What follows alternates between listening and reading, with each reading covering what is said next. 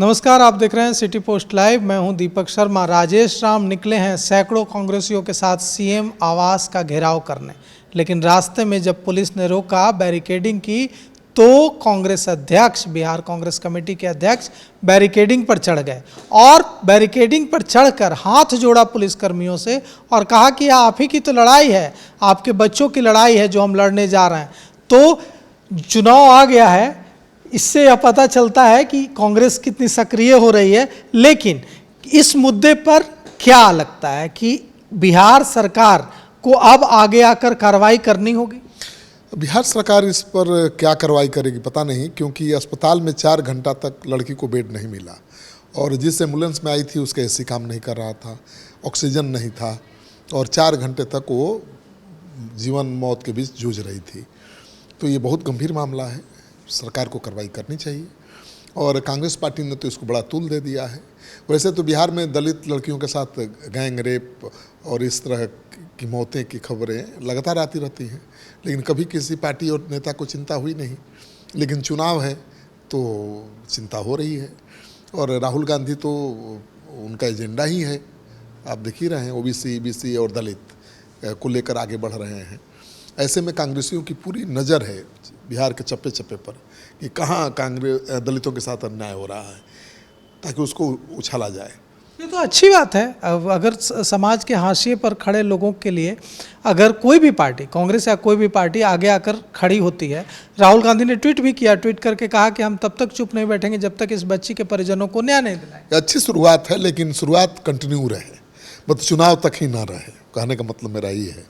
ये अच्छी शुरुआत है कि दलित लड़कियों के साथ, बेटियों के साथ जो कुछ हो रहा है उस पर हमेशा तो चुप्पी ही साध ली जाती है। कभी प्रशासनिक स्तर पर दबा दिया जाता है मामले को और राजनेता उसकी फिक्र ही नहीं करते। चुनाव ही सही, उसी के कारण अगर वो फिक्र कर रहे हैं और इसको ज़ोर शोर से उठा रहे हैं तो अच्छी बात है। दलित बेटी को न्याय मिलेगा। क्या न्याय मिलेगा?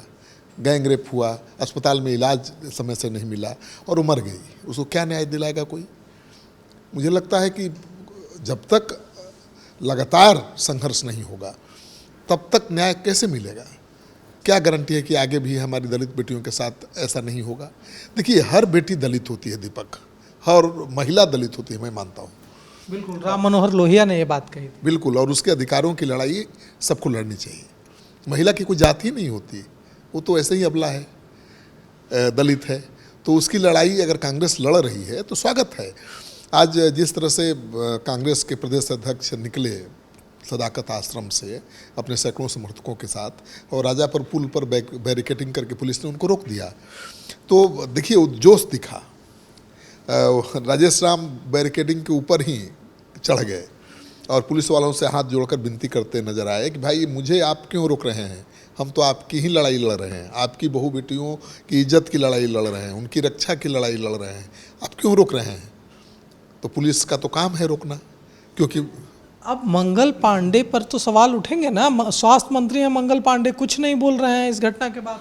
न, मुझे लगता है कि अब ये आंदोलन जोर पकड़ेगा तो सरकार का ध्यान जाएगा और जो दोषी अधिकारी हैं उनके खिलाफ कार्रवाई होगी। कोई भी दलित हो या किसी भी बिरादरी की कोई महिला, कोई बेटी हो और वो अस्पताल गई है तो उसको तुरंत बेड मिलना चाहिए। और वो रेप पीड़िता है, उसकी हालत बहुत गंभीर थी, एम्बुलेंस से आई थी और उस एम्बुलेंस का एसी काम नहीं कर रहा था, ऑक्सीजन नहीं था। ऐसे में तो उसको तुरंत प्राथमिक उपचार मिलना चाहिए। तो अस्पताल में क्यों ऐसी व्यवस्था नहीं है? सरकारी अस्पतालों में दीपक अच्छे लोगों के लिए मुश्किल है बेड पाना, ये सच है। और बड़े लोग हैं वो तो कहीं भी बेड ले लेते हैं, सरकारी में नहीं मिलेगा, निजी अस्पताल चले जाएंगे। लेकिन एक दलित बेटी, गरीब की बेटी, सरकारी अस्पताल ही एक सहारा है उसके लिए। वो तो किसी प्राइवेट नर्सिंग होम में नहीं जाकर इलाज करवा सकती, पारस में नहीं जा सकती, रुबन में नहीं जा सकती। उसके लिए मजबूरी है कि वहीं इलाज कराना है और वहाँ इलाज मिल नहीं रहा है।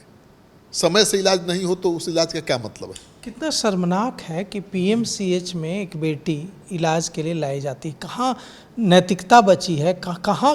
और बेशर्मी देखिए कि दूसरे दिन पीएमसीएच के अधीक्षक, पीएमसीएच के डिप्टी सुपरिटेंडेंट प्रेस कॉन्फ्रेंस करते हैं और कहते हैं कि नहीं, इलाज में कोई लापरवाही नहीं। क्या शर्म मर गई है, संवेदना मर गई है? 4 घंटे तक तो कांग्रेस पार्टी के प्रदेश अध्यक्ष वहाँ रहे भाई, हंगामा करते रहे, तब भी बेड नहीं मिला।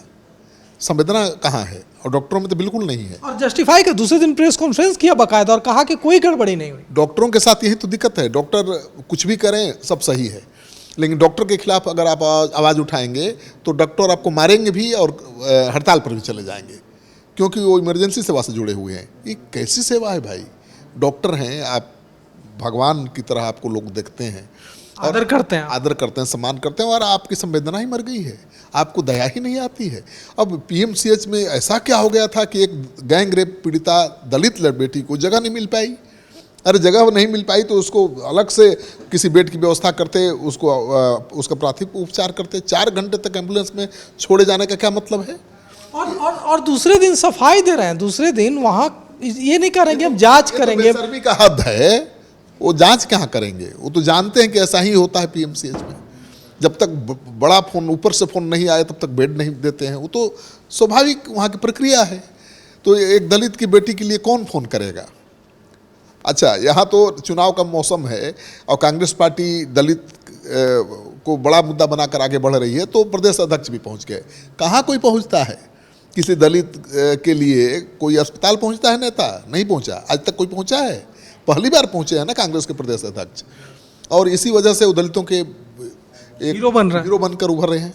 तो मुझे लगता है कि कोई दलित हो, नेता हो या सामान्य वर्ग का नेता हो, दलितों की लड़ाई लड़ेगा तो हीरो बनेगा, क्योंकि जो कमज़ोर तबका है उसकी संख्या ज़्यादा है।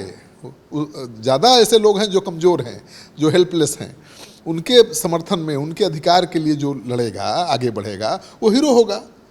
तो राजेश राम ने उसका फ़ायदा उठाया, लेकिन केवल ये कहना कि चुनाव के लिए ही उन्होंने किया, चुनावी फ़ायदे के लिए किया, इसलिए उनके इस प्रोटेस्ट का कोई मतलब नहीं है, ऐसा नहीं है। किसी कारण से किया किसी कारण से कर रहे हैं, विरोध कर रहे हैं, दलित बेटी को न्याय दिलाने की मांग कर रहे हैं, ये काबिल तारीफ़ है। और आज कांग्रेसियों में बहुत आक्रोश दिखा। अपने नेता के साथ थे सैकड़ों कांग्रेसी, उनको रोक लिया गया। हाँ, कोई लाठीचार्ज नहीं हुआ, वैसी नौबत नहीं आई, क्योंकि तो राजेश राम ही खुद हाथ जोड़ रहे थे पुलिस वालों के सामने कि आप रोकिए मत, हमें मुख्यमंत्री आवास तक जाने दीजिए, हम केवल प्रोटेस्ट करना चाहते हैं, अपना विरोध जताना चाहते हैं, सरकार की नींद टूटे इसलिए हम वहाँ जाना चाहते हैं। लेकिन सरकार तो सुन नहीं रही है उनकी, वहीं पर रोक दिया गया, वहीं से उनको वापस भी लौटना पड़ा। अब देखिए सरकार कितनी गंभीरता से इसको लेगी और कांग्रेस पार्टी किस हद तक आगे इस मामले को बढ़ा पाएगी, क्योंकि राहुल गांधी ने ट्वीट तो कर दिया कि चुप नहीं बैठेंगे, न्याय दिलाकर रहेंगे। उनकी पार्टी एक्शन में दिखाई दे रही है, लेकिन ये एक्शन कब तक जारी रहेगा? क्या तब तक जारी रहेगा जब तक उस दलित बेटी को न्याय नहीं मिल जाता है? तब मायने रखता है ना ये आंदोलन। तो हम तो एक सवाल पूछेंगे कि पीएमसीएच किस लिए है पटना में? बिहार की राजधानी पटना में पीएमसीएच इसलिए है कि बिहार के बच्चों को, बिहार के बुजुर्गों को, बिहार के नागरिकों को इलाज मिले।